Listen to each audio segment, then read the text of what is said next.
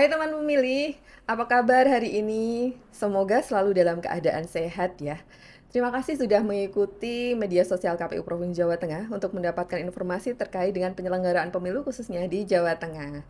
Teman pemilih, untuk podcast KPU Jateng episode kali ini, kita sudah hadirkan tamu spesial dan selalu kita nantikan kehadiran beliau di podcast KPU Jateng.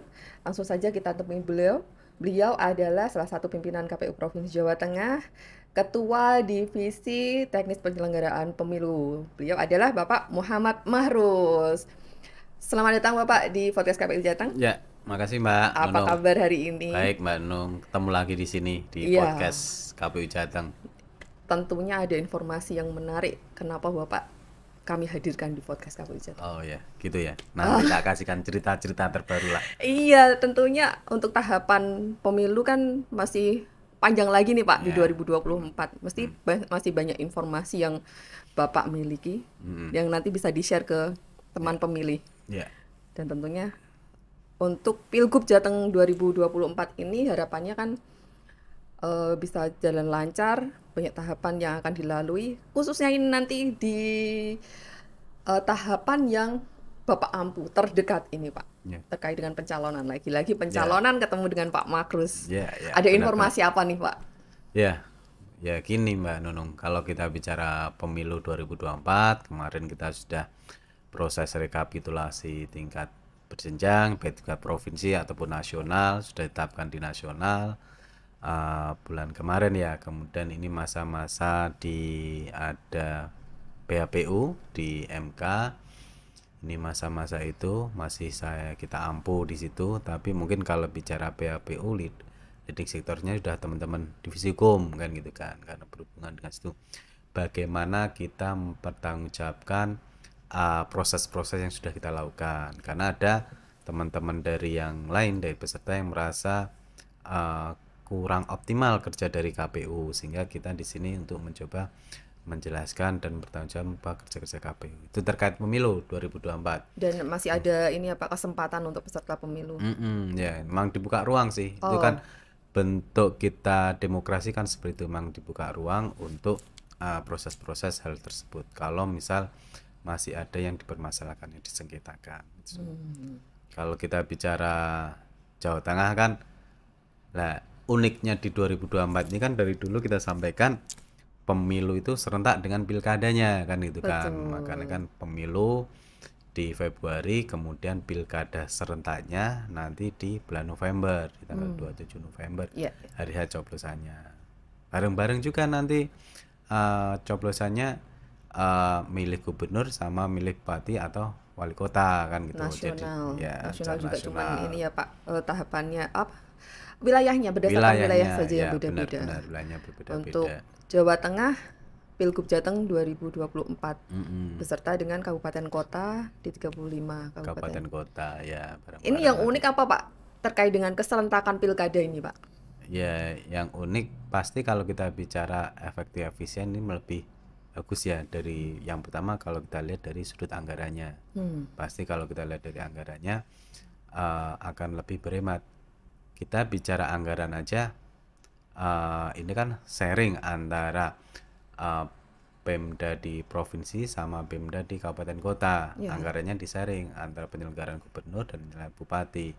Itu contoh paling konkret, paling simpel adalah untuk honor teman-teman ad hoc di PPK dan PPS. KPPS itu kan di-sharing dari kegiatan gubernur sama pun juga kegiatan bupati dan wali kota, sehingga juga efektif untuk efisien untuk dalam segi sudut anggaran tersebut. Nah, kalau kita bicara tahapan-tahapan awal ini, termasuk kalau bicara kan sama kan, kalau pemilihan itu setidaknya ada ada dua unsurnya, ada tiga unsurnya, ada pemilih, ada penyelenggaranya kita ini, kemudian nanti dibentuk teman-teman ad hocnya, kemudian ada pemilihnya, nanti ada pemungutan data pemilih, pendataan pemilih, dan ada pesertanya, calonnya kan gitu kan lah. Ini kan kalau bicara tadi mulainya ya kita salah satunya pencalonan ini, dimulai dari Nah, pencalonan ini ini langsung gitu. terkait dengan yang Bapak ampu nih. Gitu ceritanya Terkait gitu. pencalonan, sebentar lagi Sudah memasuki tahapan apa ya Pak, pendaftaran untuk calon perseorangan. Ya, gitu. Jadi uniknya kalau kita bicara di pilkada, bukan unik ya, memang diatur di situ selain pasangan calon nanti gubernur dan wakil gubernur itu dari usulan dari partai politik, gitu kan, dari partai politik itu yang mendapatkan kursi di DPRD provinsi, gitu kan, itu 20% kursi ataupun 25% suara, gitu kan, dia bisa mengajukan kan, Ya. gitu kan. Selain itu juga diatur persorangan kan, gitu, persorangan juga diatur. Nah, kalau terkait yang melalui partai politik atau gabungan partai politik itu kan sudah jelas mekanismenya, karena kan dalam artian dari perolehan kursi di legislatif di provinsi hasil dari pemilu kemarin, pemilu 2024 kan, 2024, gitu ya. kan.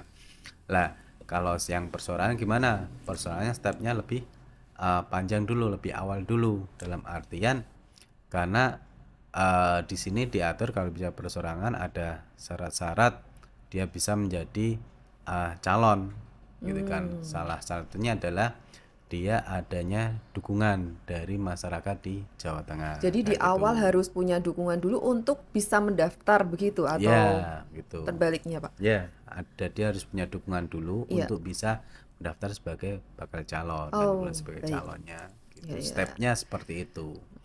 Ini makanya karena ada step awal itu makanya lebih di depan untuk proses dari persorangan itu. Nanti pendaftarannya untuk calon bareng sama persorangan ataupun dari partai politik itu bareng, tanggalnya sama, tapi proses awal ada dia sebagai bakal calon persorangan itu ada prosesnya di awal. Yang tadi disampaikan adanya dukungan dari masyarakat yang perlu dibuktikan, itu kan ada prosesnya tersebut. Baik. Itu. Yang akan terjadi terdekat dan di awal waktu yang tadi disampaikan Bapak bahwa di awal harus ada syarat dukungan. Nah, prosesnya ini Pak, mungkin kita akan cerita ke teman pemilih prosesnya untuk menyerahkan syarat dukungan. Kenapa itu di awal, kemudian syaratnya apa aja, mungkin Iya. bisa diceritain nih sama Oke. Bapak. Kalau bicara syaratnya ya, jadi syaratnya itu kan kita si bakal calon tadi itu ya, bakal calon persorangan dia harus bisa membuktikan. Jadi ada soal formulir yang harus diisi oleh tiap-tiap pendukungnya kan, itu kan, pendukung masyarakat tersebut. Di situ juga melampirkan identitas kependudukannya, KTP Oh, elektroniknya, salinan fotokopi KTP elektroniknya. Kemudian dia juga harus bisa ada surat pernyataan dari pendukungnya itu bahwa yang bersangkutan pendukung tersebut adalah mendukung. Jadi bukan cuma fotokopi KTP aja yang dilampirkan, yang diserahkan. Nah, tapi iya. juga ada formulir yang menyatakan bahwa si pendukung tersebut benar-benar mendukung. Itu ada tertulis Oh, seperti itu. untuk memastikan bahwa Untuk dukungannya benar. memastikan ya. Oh, baik, baik. Kemudian selain itu dilakukan juga proses rekapnya di situ. Totalnya berapa sih kalau kita bicara di Jawa Tengah? Ini kan penentuannya gini. Jadi di Jawa Tengah itu kan berdasarkan DPT yang kemarin ditetapkan sekitar 28 juta. Nah, 28 juta. dari 28 juta itu sesuai regulasi, kalau DPT-nya di atas 12 juta, makanya persentase dukungannya 6,5%. Nah, 6,5% 6,50 dari dari jumlah 28 DPT. juta. Oh, baik. Itu sekitar 1.800.000-an lah itu. Dukungan. Dukungan. Itu yang harus minimal yang diserahkan. Oh. Kayak gitu. Nah, dukungan tersebut pun juga diatur juga di situ. Lebih dari 50% kabupaten kota, dalam artian tidak terkelompok pada satu kabupaten kota misalkan gitu, tapi tersebar Tersebar di 50%, minimal 50%. 50% dari kabupaten kota yang ada kan gitu. Berarti kalau di Jawa Tengah ada 35, minimal ada 18, Pak. 18 ya, Tersebar di ada 18 18 kabupaten kota kabupaten seperti kota. itu. Itu dari situlah. Dari tadi 1,8 yang tersedia di minimal 18 kabupaten kota tersebut, pemilih tersebut kan melampirkan KTP-nya, Ya. pendukungnya KTP, kemudian ada surat dukungannya, kemudian bahwa yang bersangkutan saya si A si B ini menyatakan mendukung pada pasangan calon tersebut kan gitu. Nah dari situ dari pasangan calon nanti waktu menyampaikan juga disampaikan juga bentuknya adalah nama-nama tersebut secara menyeluruh, BNM-nya seluruh pendukung tersebut 1 juta, sekitar 1.800.000 tadi itu dalam satu file. Iya. Kemudian ada satu lagi formulirnya bentuknya dalam rekapitulasi untuk memudahkan untuk kita menghitung persebaran tadi lebih dari 50% dari 35 kabupaten kota, 18 kabupaten kota, apakah itu ada atau tidak. Itu jadi itu formulir-formulir yang perlu disiapkan. Jadi harapannya kalau memang ada potensi ya masyarakat tokoh yang misalkan mau melakukan maju sebagai gubernur atau wakil gubernur pasangan calon tersebut ya sudah mulai mempersiapkan gitu kan, mempersiapkan formulirnya kita sepertinya sudah kita sampaikan juga ke website ataupun IG kita. Bisa diunduh juga sehingga bisa mulai diproses. Kalau ada pendukungnya dia udah bisa mengumpulkan lah pendukungnya seperti Jadi secara itu. dukungan itu bukan hanya kita, oh saya mendukung nih si A untuk jadi calon gubernur nih, nggak cukup gitu aja ya Pak, harus ada Ya, pembuktian-pembuktian. Ya. benar-benar Mbak. Harus ada pembuktian. Tadi formulirnya kan harus ada, Iya, formulir iya. KTP. Lah, itu nanti diserahkan ke KPU provinsi yang gitu kan untuk sebagai pendaftaran gitu. Lah, proses di situ nanti ada proses tambahannya juga kan gitu kan. Proses tambahannya setelah penyelenggara KPU terima, kita pun juga melakukan analisa-analisa tersebut kan itu kan. Pertama analisanya benar enggak sih KTP-nya sama formulir dukungannya kan gitu kan. Misal namanya KTP-nya Mbak Nunung, ternyata Iya, iya. formulirnya saya kan gitu kan. Lah kan enggak sinkron. Oh, Lah, ini baik. kan perlu dicek kan gitu. Kesinkronan antara identitas kependudukan tersebut sama formulir tersebut harus disinkronkan, Iya, benar iya. atau enggak kan gitu kan. Kemudian dilakukan juga bahasa kita ada yang paling mudah adalah analisa kegandaan gitu kan. Apakah Ditulis 2 kali nih. ya Iya. kan mungkin aja kan Mbak Nunung nanti tulis di nomor 1 ternyata nomor 20 muncul lagi, nomor 30 muncul lagi lah. Itu kan Ada kekhawatiran-kekhawatiran itu kan. analisa Kita perlu itu. analisa di analisa pertama cocokin benar atau enggak Ya. identitas pendudukannya sama formulirnya. Kedua, analisanya apakah itu muncul sampai berulang-ulang ganda bahasanya kan gitu. Nah, itu proses analisanya di situ. Jadi memang tahapannya seketat sejak awal ya Pak. Iya. Sudah ketat sejak awal dan ya Pak, nggak mudah ya untuk KPU ini untuk melayani peserta pemilu dari jalur perseorangan ini. Iya, ya memang harus bertahap kan, memang dari awal ketat seperti itu. Apalagi setelah itu selesai, misal lolos kalau kita bicara dari analisa administrasi tadi ya, Ya. termasuk kegandaan tadi, kita lakukan juga verifikasi faktual tersebut kan gitu kan Oh, untuk terhadap pembuktian di pembuktian pendukung tersebut kan gitu lapangan. kan di lapangan. Benar atau enggak kita datangin yang bersangkutan, ya atau enggak mendukung atau tidak kan hal seperti itu kita lakukan juga.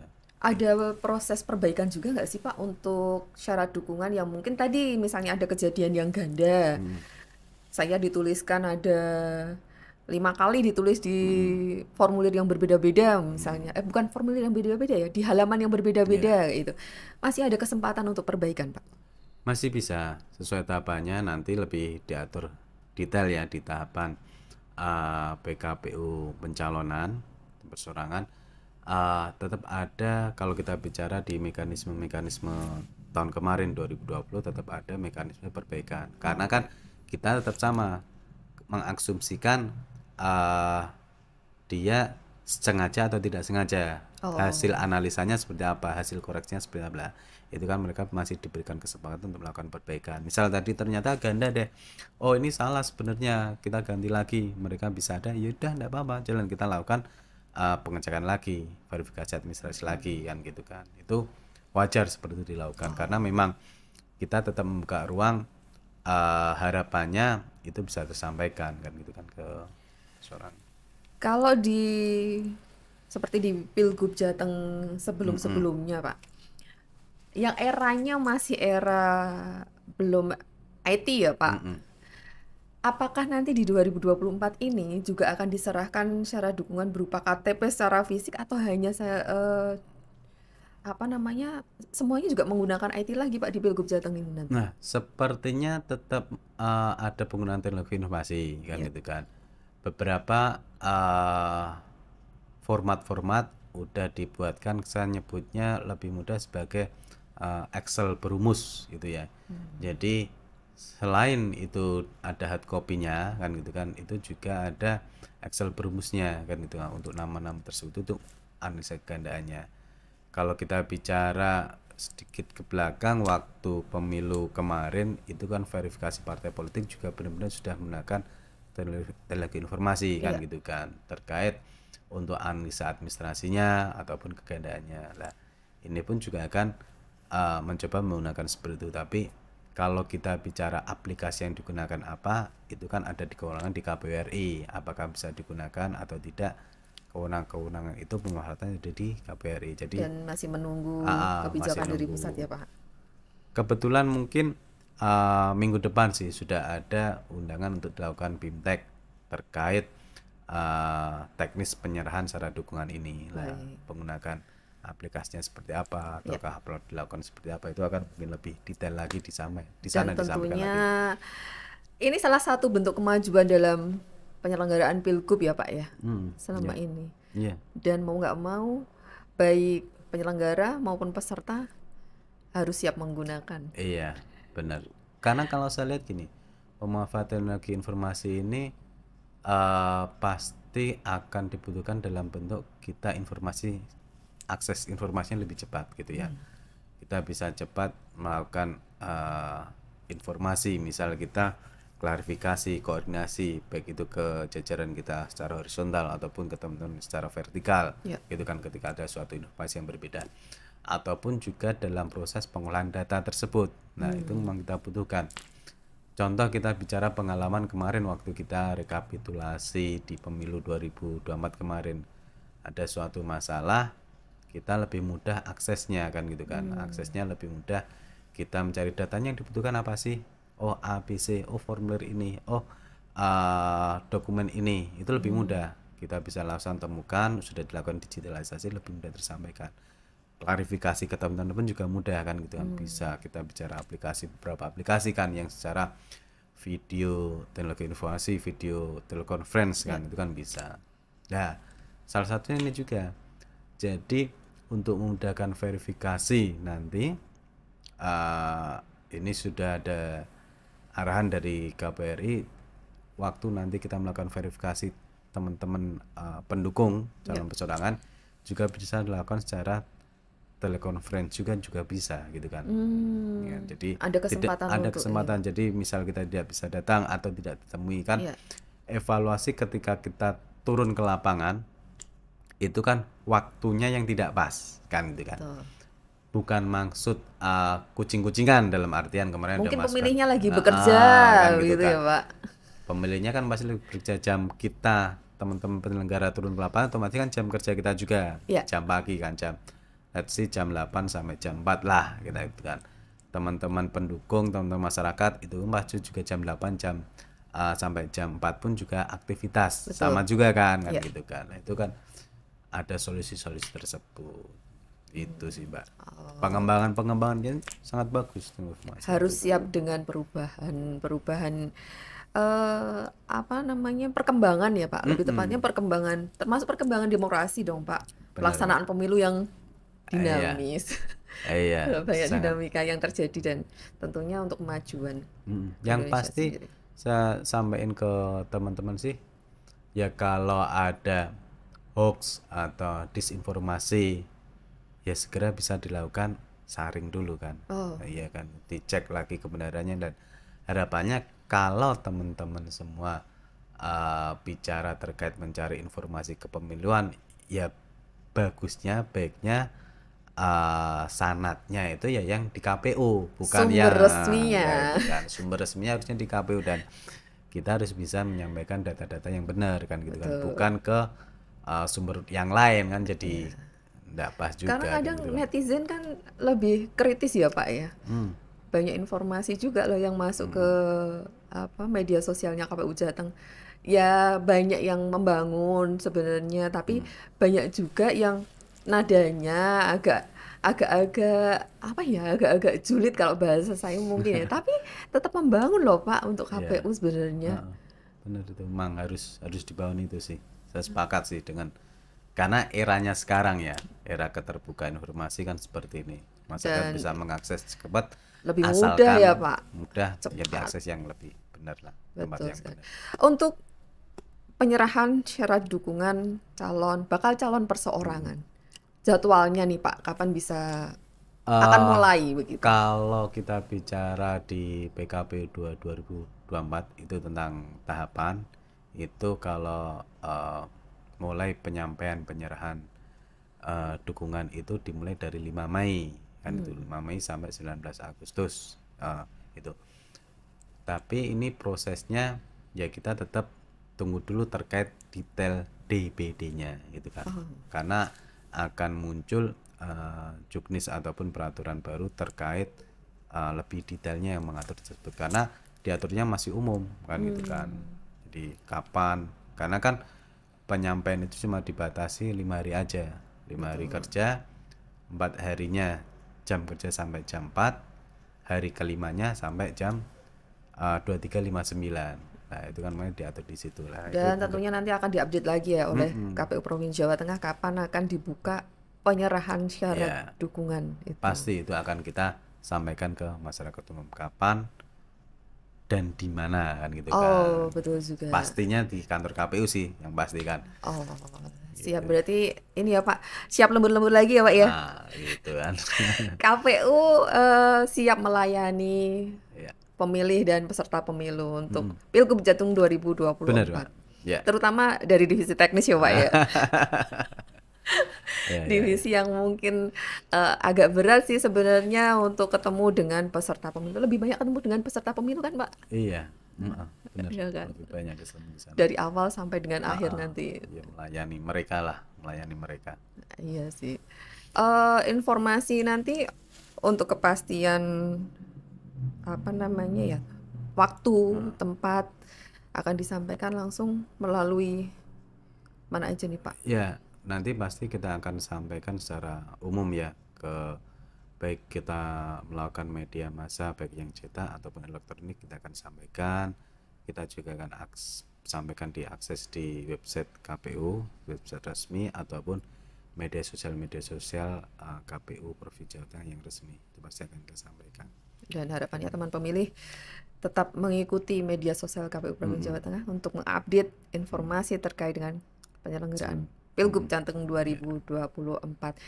Bapak terima kasih sekali Siap. sudah hadir di podcast KPU Jateng dan informasi penting terkait dengan pencalonan untuk Pilgub Jateng 2024. Harapannya nanti ada update terbaru lagi dari Bapak. Ya, oke, siap. Bisa hadir di Kumpul-kumpul sini lagi lagi. ya, hari lagi ngobrol-ngobrol lagi. Siap, tentunya ini teman pemilih sangat tertarik kalau Bapak sudah hadir di podcast, mesti ada informasi yang penting Ya, gitu. oke. Sekali lagi terima kasih Siap. Bapak. Makasih Mbak Nunung. Nanti Matur suwun. kapan-kapan hadir lagi. Siap. Kita minta Oke. hadir lagi.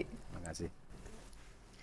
Baik teman pemilih, demikian tadi bincang-bincang kita bersama dengan Bapak Muhammad Mahrus, Ketua Divisi Teknis Penyelenggaraan Pemilu Komisi Pemilihan Umum Provinsi Jawa Tengah. Sampai jumpa lagi dengan saya Nunung di podcast KPU Jateng episode selanjutnya.